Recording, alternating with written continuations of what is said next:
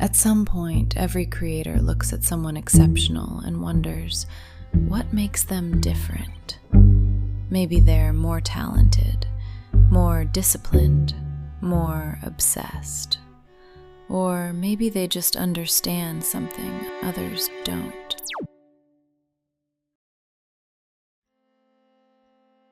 Exceptional creators are not born with entirely different minds. Most of them looked remarkably ordinary while they were becoming extraordinary. They produced awkward first drafts, terrible sketches, and embarrassing prototypes. They failed quietly for years before the world discovered them and mistook their long formation for sudden success. Popular culture often attributes this endurance to ambition. We imagine that exceptional creators simply want success more intensely than everyone else. They are more driven, more obsessive, and more willing to sacrifice comfort in pursuit of a distant vision. Ambition certainly matters. It can awaken dormant ability, enlarge your expectations, and pull you beyond the boundaries of an ordinary life. But ambition alone cannot explain exceptional creation. Many ambitious people begin brilliantly and disappear quietly.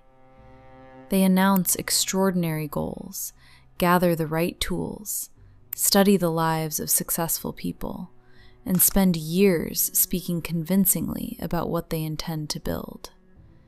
They possess desire in abundance, yet remain unable to convert that desire into a body of finished work. Ambition can make you want an extraordinary outcome. It cannot, by itself, make the ordinary repetition required to produce that outcome feel natural. Something deeper must be taking place. Inside the mind of an exceptional creator is not simply a greater appetite for achievement.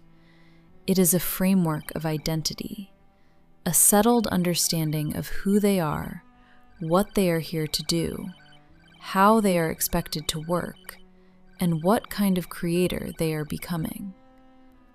This identity changes how they interpret difficulty. It changes what they do when motivation disappears. It changes how they relate to influence, time, failure, discipline, and completion.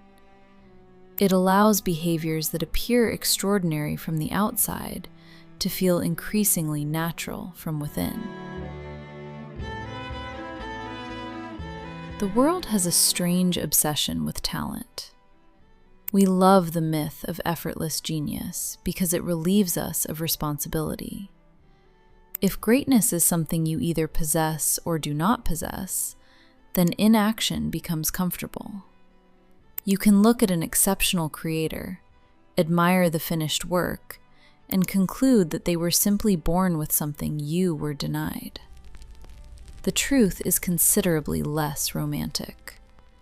Talent may determine the ease with which you begin, but it cannot determine whether you remain.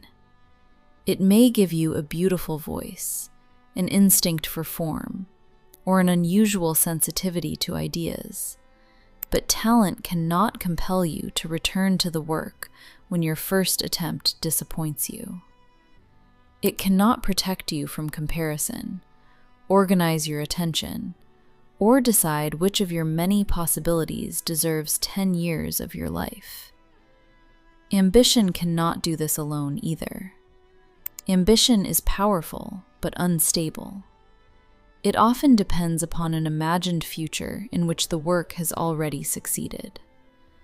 You picture the finished book, the admired company, the recognized collection, or the audience finally gathered around your ideas. The image is compelling because it allows you to experience the emotional reward of achievement before enduring the process required to produce it. Then the process begins. The work is slower than you expected.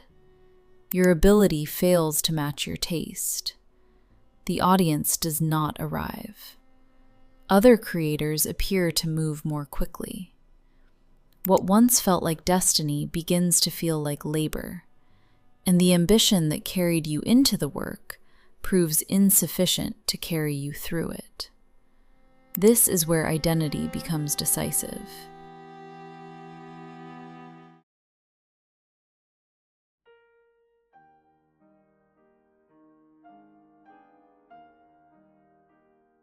When you do not possess a stable identity as a creator, every project becomes a referendum on your worth.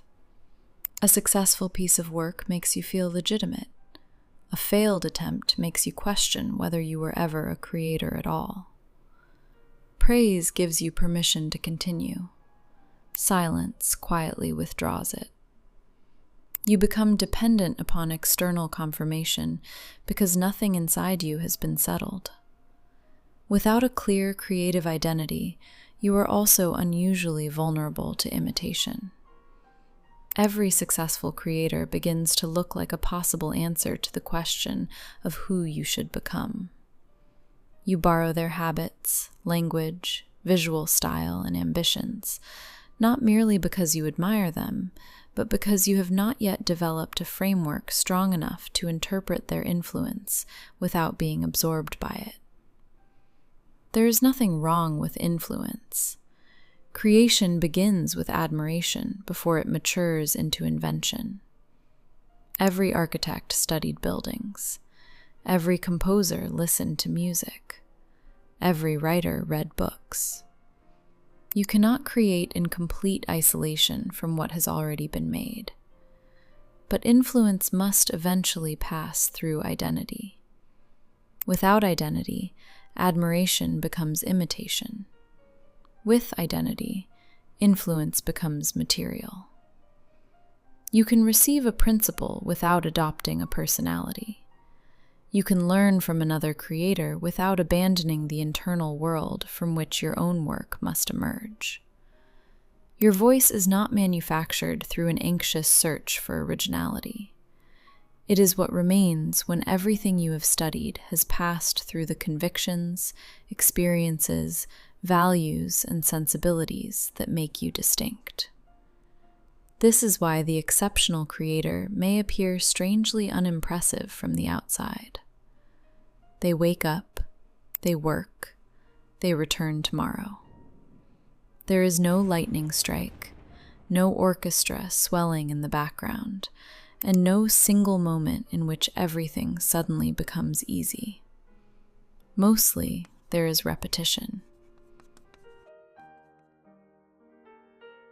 We underestimate repetition because it lacks drama. We celebrate breakthroughs while ignoring the systems that made them possible. Yet history is rarely built by moments alone. It is built by mornings, the pages no one applauded, the practice sessions nobody watched, and the revisions nobody will ever know existed. Masterpieces are usually invisible until the final layer dries. The exceptional creator is able to endure this invisibility because the work is no longer something they perform only when they feel inspired. It has become an expression of who they understand themselves to be. This is the difference between discipline imposed upon you and discipline emerging from identity.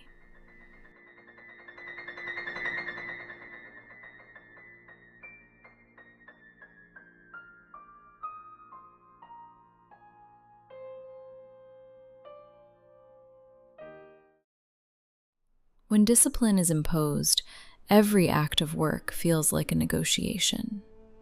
You must repeatedly persuade yourself to begin. You wait for motivation, search for the correct atmosphere, and interpret emotional resistance as evidence that today may not be the right day. When discipline emerges from identity, the negotiation gradually weakens. You write because writing is part of the life you have chosen. You design because design is one of the ways you participate in the world. You return to the company, the film, the product, or the institution because leaving it permanently unfinished would contradict the person you have decided to become. the work may remain difficult. Identity does not remove fatigue, doubt, or disappointment. It simply prevents every passing emotion from being granted authority over your direction. Motivation arrives like good weather, pleasant when it appears, impossible to command. Identity provides something closer to climate. It creates the conditions within which particular behaviors become more likely to endure. This is why exceptional creators often develop an unusual relationship with time. Most people organize life around immediate reward. Some think in seasons or years. Exceptional creators are often willing to think in decades. They understand that meaningful things grow slowly, and that anything promising instant significance is often designed to disappear just as quickly. When you are uncertain of who you are, urgency becomes seductive. You feel pressure to prove yourself quickly because you fear that any delay may expose your lack of legitimacy. You compare your beginning with another person's middle and begin making decisions designed to create the appearance of progress. You buy the camera instead of taking photographs. You study writing instead of writing. You redesign your workspace instead of producing work. You consume endless accounts of successful people while postponing the quiet actions through which you might become one.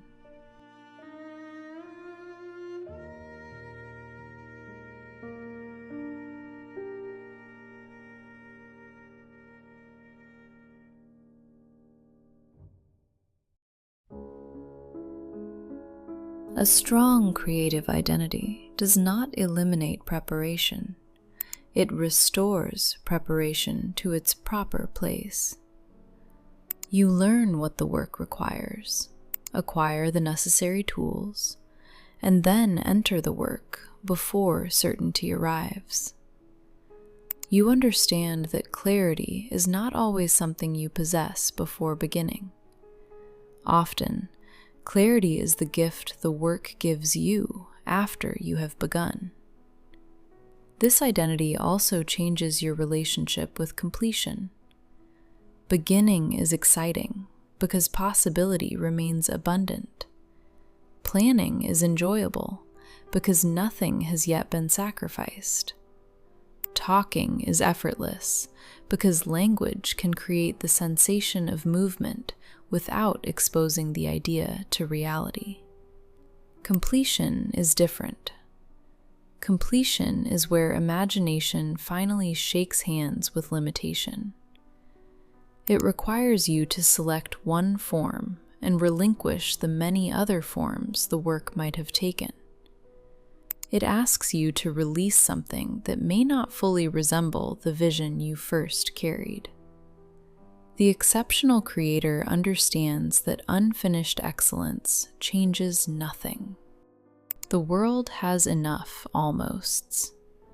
Exceptional creators finish, not because everything they complete is perfect, but because their identity requires them to carry ideas far enough to become real. This is why ambition alone is not enough. Ambition may help you begin, but only identity can organize your ambition into a coherent life. It tells you which opportunities belong to you and which must be declined. It determines which standards you maintain when no one is watching. It gives your discipline a reason, your influences a filter, your failures an interpretation, and your career a direction. Without identity, ambition scatters. With identity, ambition becomes devotion. This relationship between identity and creation is what led the Grand Emporium to partner with the Institute of Creation in developing the Creator's Uniform. The collection was not conceived simply as a range of clothing for people who work within creative industries. Clothing cannot make you a creator, and wearing the language of creation cannot replace the discipline creation demands. But objects can carry meaning.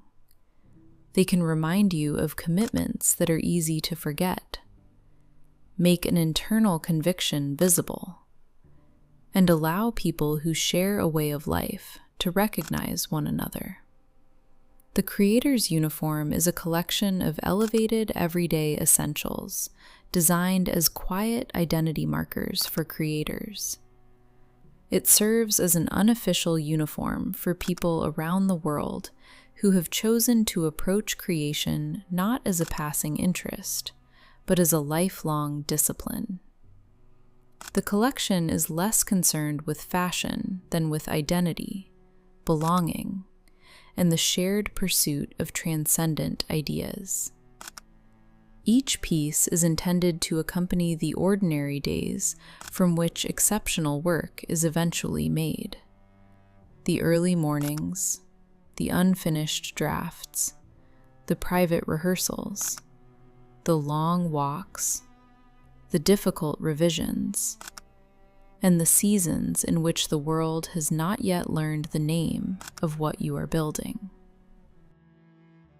The creator's uniform recognizes that creators may work in different disciplines, live in different countries, and pursue entirely different forms of expression, while remaining united by a shared devotion to bringing meaningful ideas into the world. More quietly still, it is an invitation into a wider community. You can explore the creator's uniform through the Grand Emporium and discover the pieces created for those who have chosen creation as a way of life. So what is actually inside the mind of an exceptional creator? It is not endless motivation. It is not ambition without limit, confidence without doubt, or an uninterrupted stream of remarkable ideas. It is an identity framework strong enough to organize all of these things.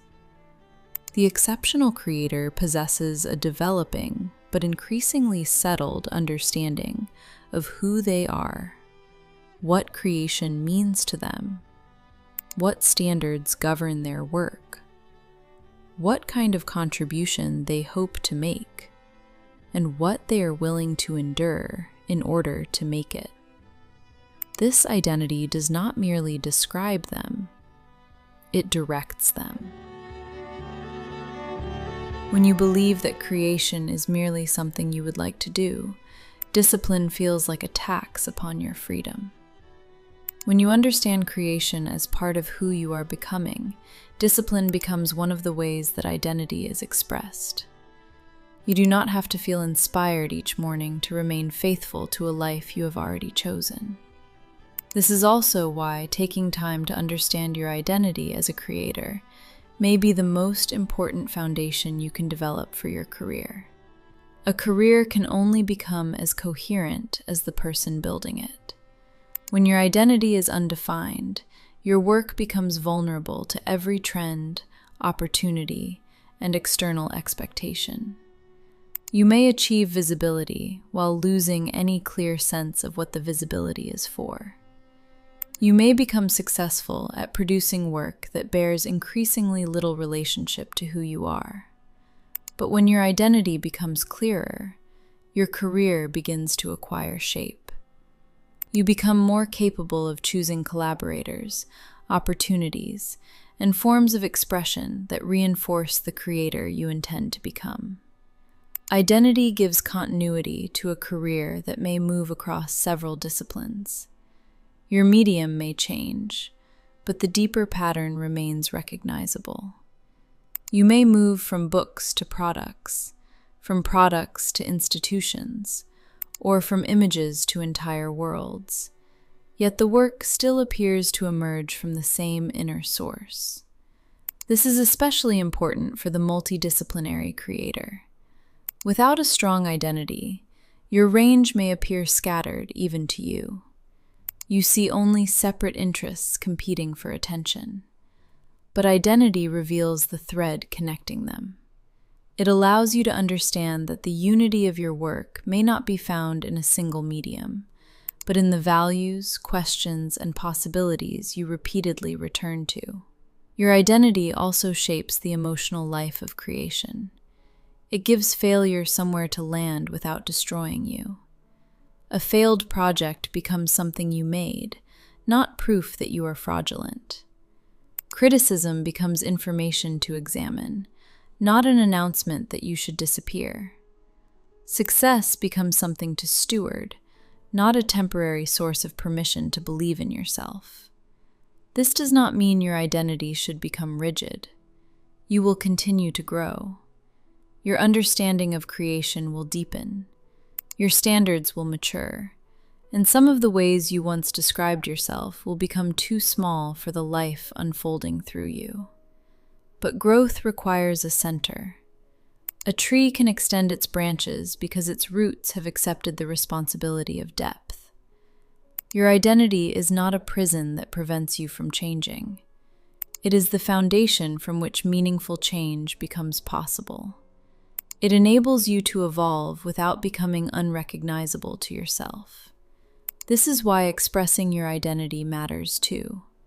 What you wear, make, collect, refuse, repeat, and surround yourself with all participate in reinforcing the person you are becoming. These expressions should never substitute for substance, but they can support it. Identity is strengthened when the inner and outer life begin to agree. The creator who privately believes one thing, but repeatedly performs another, eventually becomes divided. The creator whose words, habits, environment, and work increasingly reflect the same conviction develops a rare kind of coherence. And coherence is powerful. The exceptional creator is therefore not obsessed with appearing exceptional.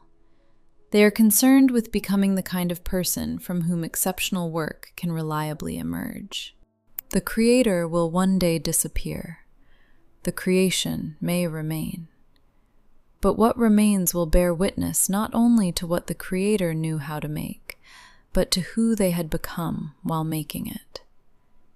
That is the quiet bargain every exceptional creator makes with history. To spend a lifetime becoming someone capable of building things that may introduce them to people they will never meet. And perhaps this is what creation has always required. Not a rare person waiting to discover that they are extraordinary, but an ordinary person who has chosen an identity worthy of extraordinary devotion.